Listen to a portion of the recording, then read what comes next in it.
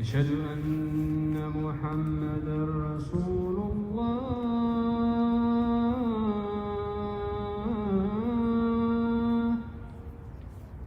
أشهد أن محمدا رسول الله.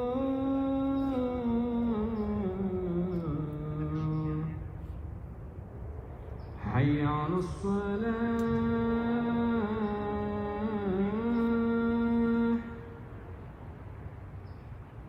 حي على الصلاة.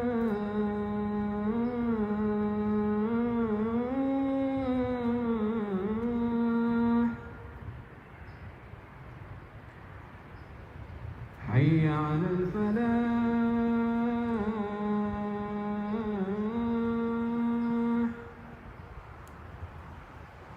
حي على الفلاح.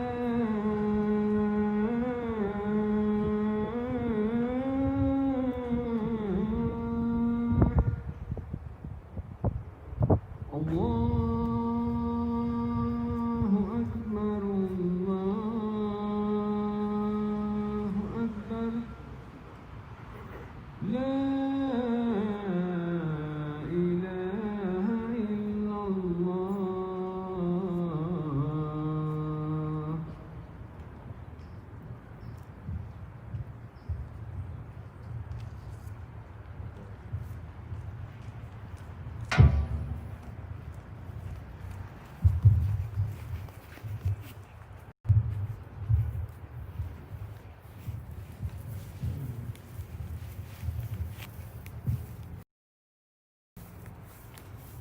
إن الحمد لله نحمده ونستعين به ونستغفره ونعوذ بالله من شرور أنفسنا وسيئات أعمالنا. من يهده الله فلا مضل له ومن يضلل فلا هادي له. وأشهد أن لا إله إلا الله وحده لا شريك له.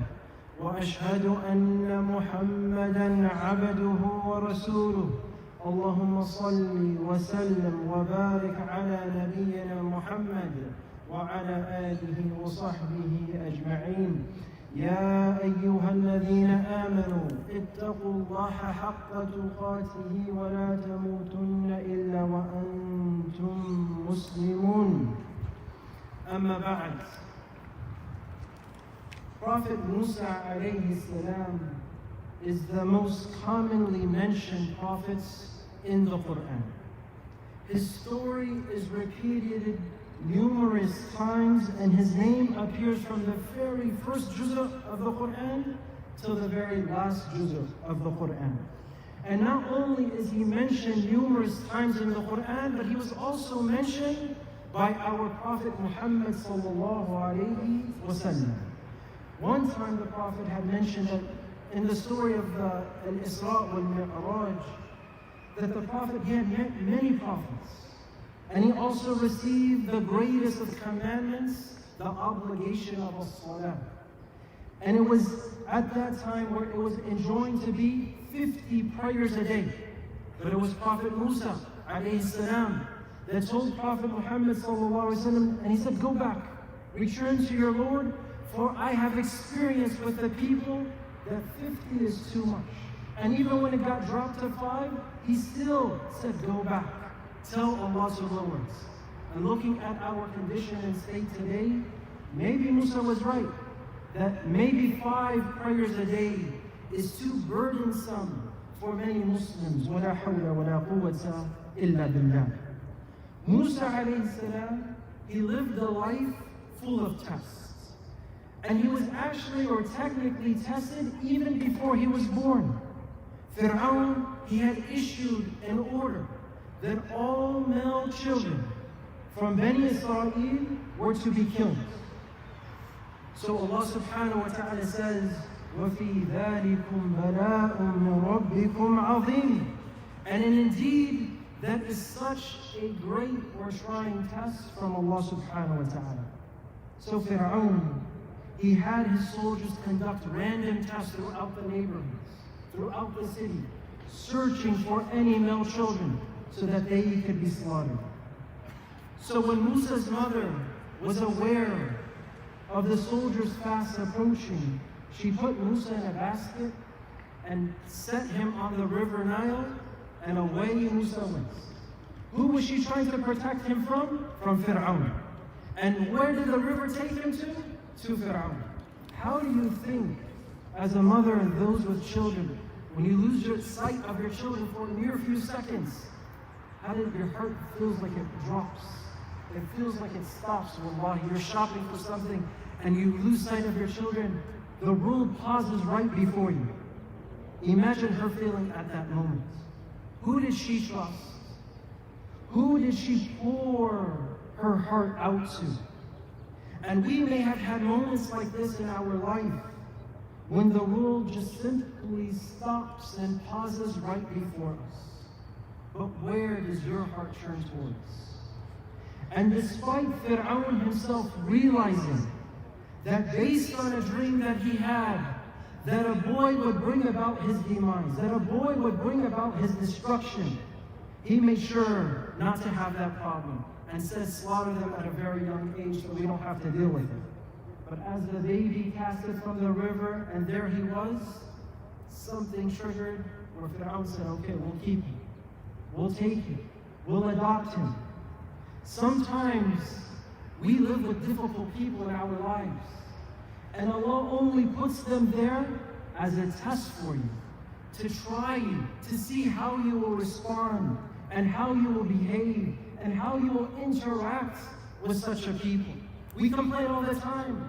My mother-in-law this, my father-in-law that, my husband this, my wife did that, my kids don't listen to me.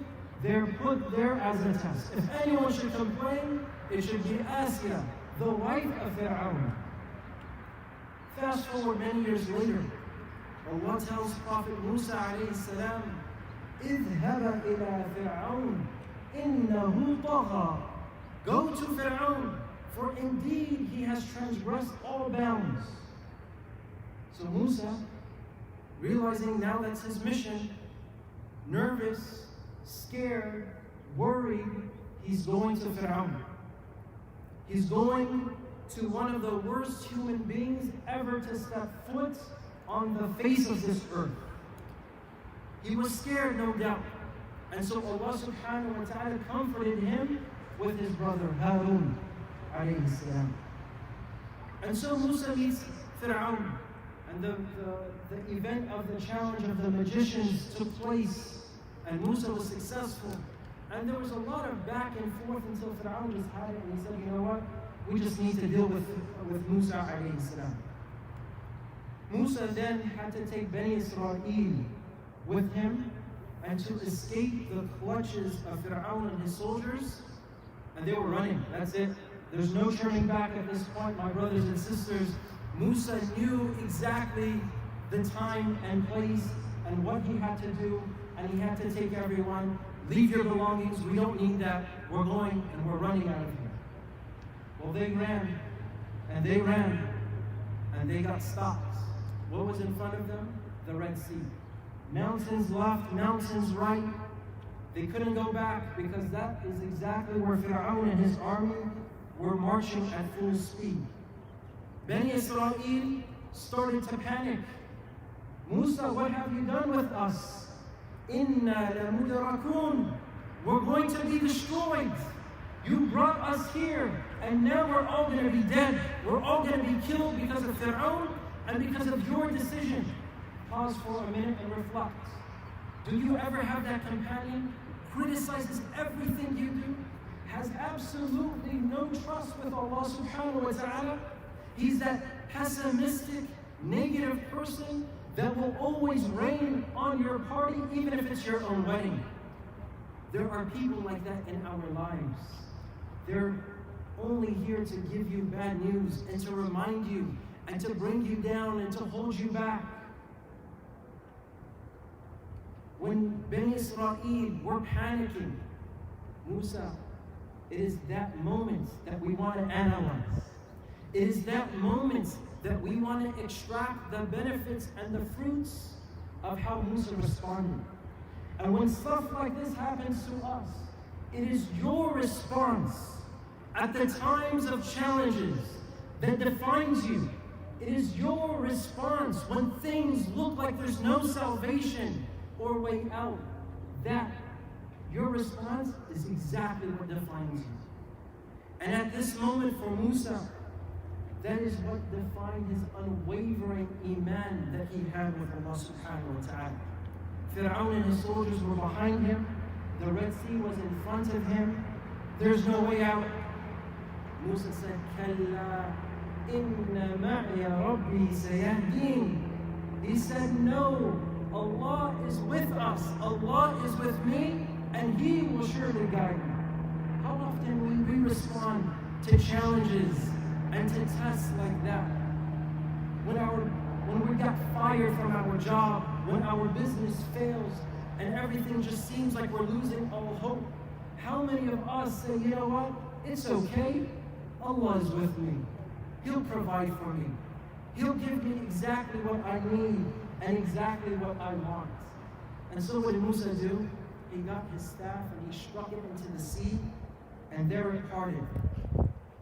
It opened up. Him and Bani Israel were saved from Fir'aun and his army. You see, Musa's faith never wavered, because he knew that Allah was always there to guide him and to help him. When life flashes right before our eyes, what are those words that will come out of your mouth? Because they will expose the inner depths of your hearts. The words that come out when things seem so difficult. You get a call from your wife, my son, we have to take him to the ambulance, we have to take him to the hospital, we have to do it now. Where is your mindset? What is your heart telling you? Because that's a sign of your iman. It's okay. Allah is going to protect us. Allah brought us to it, He will bring us through it. Every time you feel afraid, and every time you feel worried, and every time you feel scared, never feel like you're alone. Remember, Allah is with you, my dear brother and my dear sister. Allah sees your tears and hears your cries. And Allah will never ignore you. No, He won't. No, He won't. No, He won't. Stand up and tackle your fears and don't ignore them. And have the full trust that Allah subhanahu wa ta'ala is with you and will never leave you. أقول قولي هذا وأستغفر الله لي ولكم فاستغفروه إنه هو الغفور الرحيم.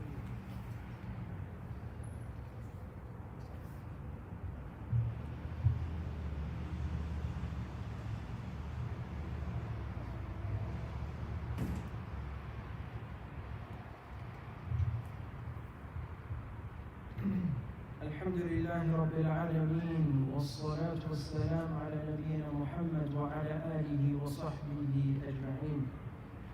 The day of Ashura is tomorrow, inshallah, which is the day that Musa was made victorious over Fir'aun and his army.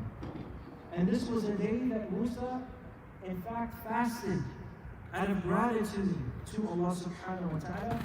And our Prophet ﷺ also recommended us to fast that day as well. Fasting Ashura, which is tomorrow, will expiate the sins of the previous years, those same sins that you and I have both forgotten about.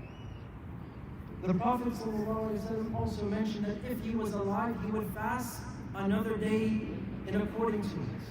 So the 9th and the 10th, or the 10th or the 11th. So for those who are fasting today, it would be Friday and Saturday, or perhaps Saturday or Sunday.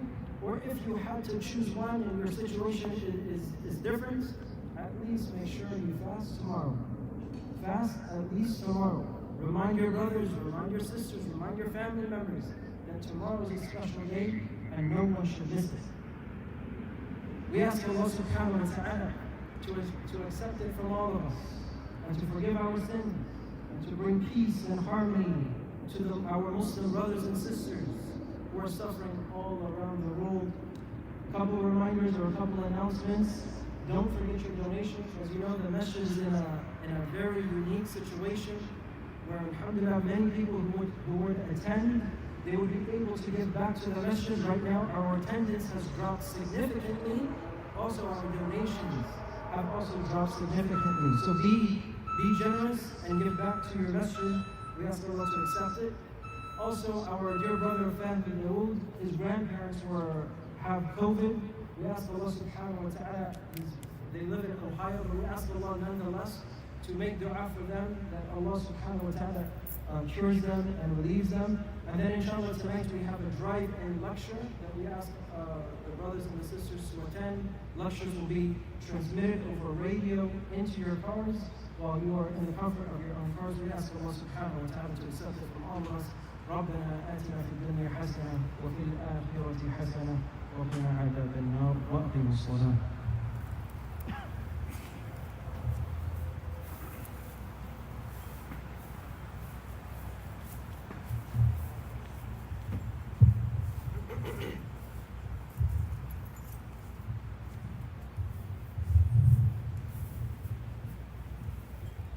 الله أكبر الله أكبر أشهد أن لا إله إلا الله أشهد أن محمدا رسول الله حي على الصلاة حي على الفلاح قد قامت الصلاة قد قامت الصلاة الله أكبر الله أكبر لا إله إلا الله.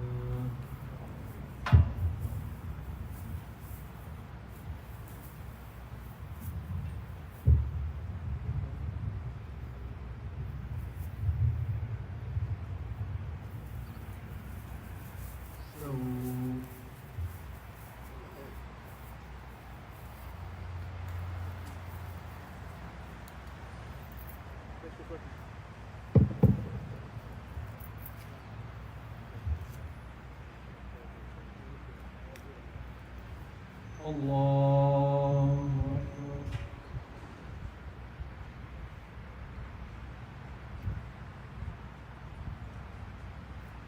الحمد لله رب العالمين الرحمن الرحيم مالك يوم الدين إياك نعبد وإياك نستعين اهدنا الصراط المستقيم صراط الذين أنعمت عليهم غير المغضوب عليهم ولا الضالين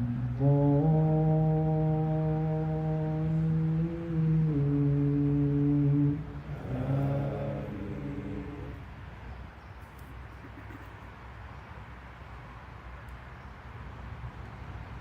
قد أفلح من تزكى وذكر اسم ربه فصلى بل تؤثرون الحياة الدنيا والآخرة خير وأبقى إن هذا لفي الصحف الأولى صحف إبراهيم وموسى. الله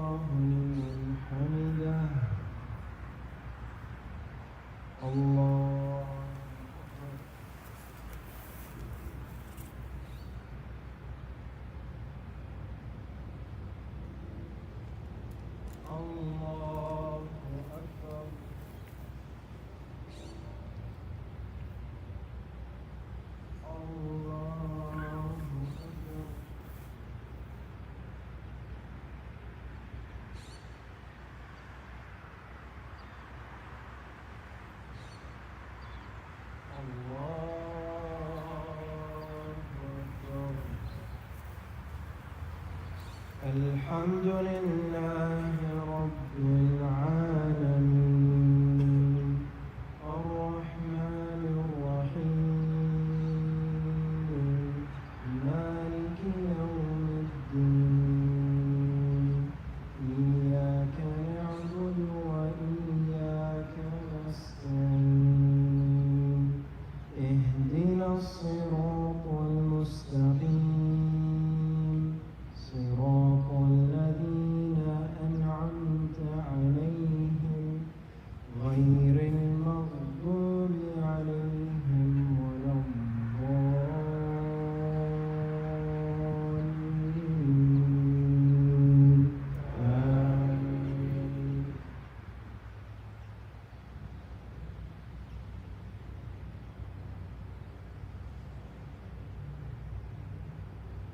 والعصر إن الإنسان لفي خسر إلا الذين آمنوا وعملوا الصالحات وتواصوا بالحق وتواصوا بالصبر. الله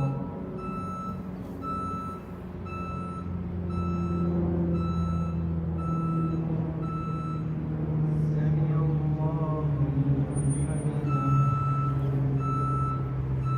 الله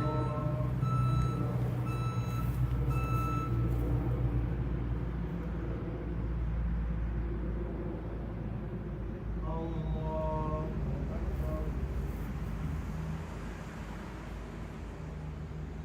الله أكبر.